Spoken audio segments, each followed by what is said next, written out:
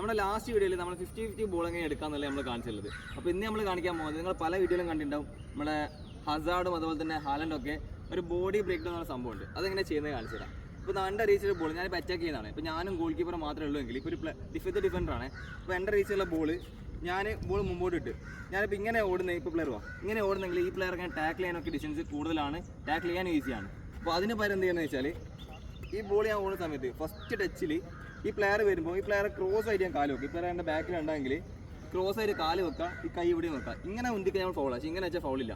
അപ്പോൾ ഇങ്ങനെ വെക്കുന്നുണ്ട്. ഇപ്പോൾ എൻ്റെ ബാക്കിൽ പോവാം, ഈ ബോൾ മൂവ് ചെയ്യുമ്പോൾ എന്താ പ്ലെയറിൻ്റെ ബാക്കിലുള്ള ഇപ്പം പെനാൽറ്റി ബോക്സിനകത്താണെങ്കിൽ എനിക്ക് ഒന്നെങ്കിൽ ഫൗൾ ചെയ്താൽ പെനാൽറ്റി കിട്ടും അല്ലേ, അല്ലെങ്കിൽ എനിക്ക് ഈസി ആയിട്ട് ഒരു ടാപ്പും എടുത്താൽ ബോക്സ് അടിക്കാനും പറ്റും. ഈ പ്ലെയർ എൻ്റെ അടുത്ത് വരുന്നേ ഇല്ല.